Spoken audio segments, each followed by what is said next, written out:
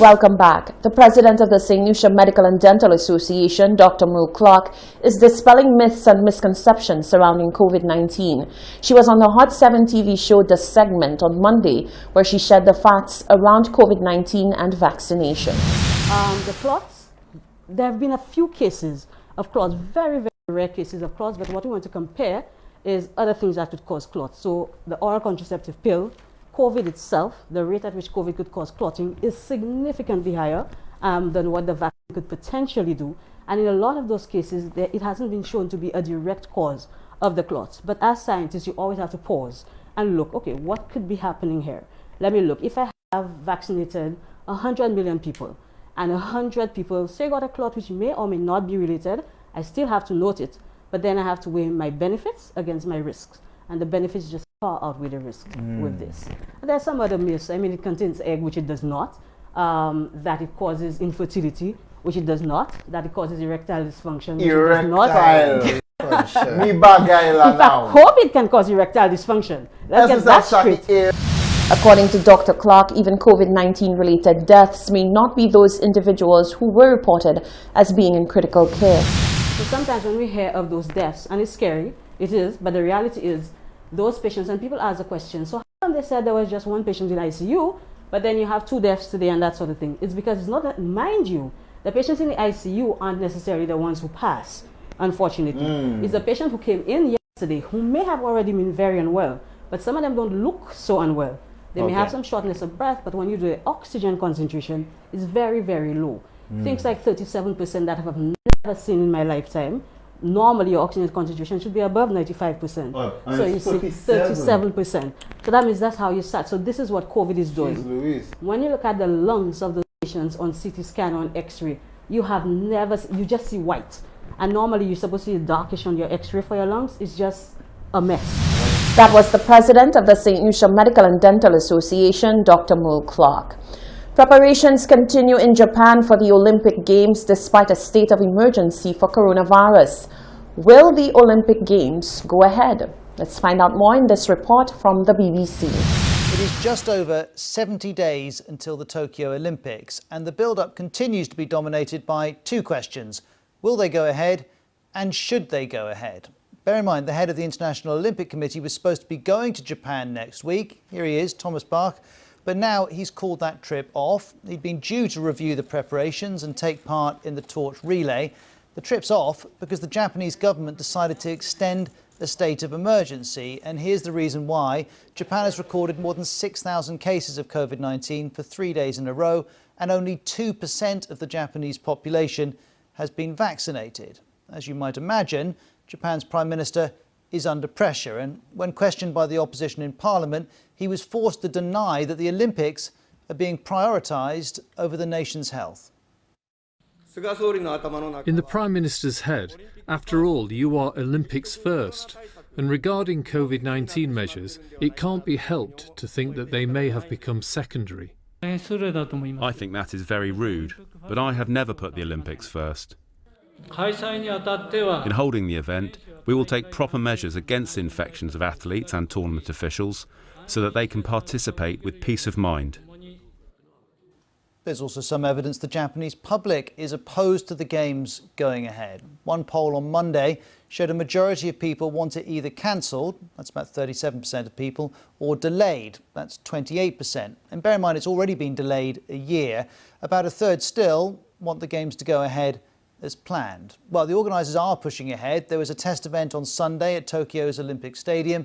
Hundreds of athletes took part. They held 11 of these trial runs across different sports in the past few weeks, all under very strict COVID-19 protocols. None of the athletes or officials involved have tested positive so far. Well, in the athletics, the US sprinter Justin Gatlin won the 100 metres test event. He says the real thing in July will be a great Olympics with all the necessary safety measures in place. I felt beyond safe. I've been tested every day, either saliva or nasal swab, every morning. The bubble has been very successful. The only time I've ever seen the outside is when we get on the bus to go to the track. We work out, then we go back to the hotel. We don't even eat in a cafeteria. Well, not every athlete is quite so sure. The tennis star Naomi Osaka represents Japan. Here's what she said when asked whether it was appropriate for the games to go ahead. For me, I'm an athlete. And of course, my immediate thought is that I'd want to play the Olympics. But as a human, I would say we're in a pandemic. And if people aren't healthy and if they're not feeling safe, then it's definitely a really big cause for concern. And each athlete will have their own personal considerations. Serena Williams has 4 Olympic gold medals already. She also has a 3-year-old daughter called Olympia. But the Tokyo organisers aren't allowing athletes to bring family members with them. This was Serena Williams' reply when asked what that would mean and whether she would be able to go. I haven't really thought much about that. That's a really good question. I haven't spent 24 hours without her. So that kind of answers the question itself. I want to speak to Michael Payne, a former marketing director of the International Olympic Association, now a sports consultant who's advised broadcasters and sponsors for these Tokyo Games. Thanks for joining us. Do you think they should happen? I do think they should happen. I think the IOC and the Japanese government have gone to tremendous lengths to ensure that there can be safe and secure games. The controls in place, as your athletes in the interviews just before you talked about, on the rigid controls on testing, the rigid controls on the bubble. I think they've got a playbook in place that you can have a safe and secure games. But how can you have a safe and secure playbook when you've got 30,000 athletes and coaches and support staff all coming in from the countries of the world? Because you're operating in a complete bubble environment. I've read the playbooks in detail and they're tough. I mean, it's not going to be an Olympic Games as you would normally envisage. There is no opportunity to engage with the local population.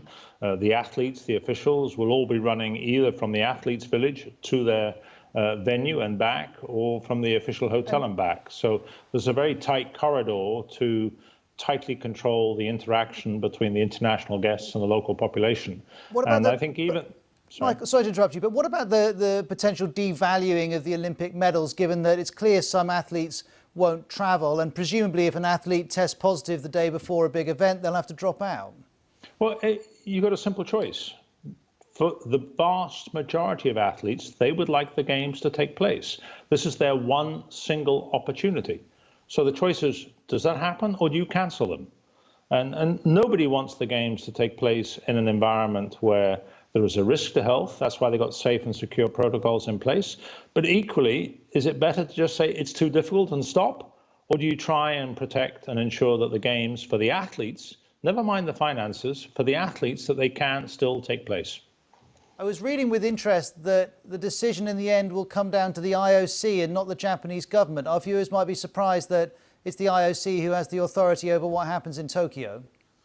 Well, it's a partnership between the IOC and the host country.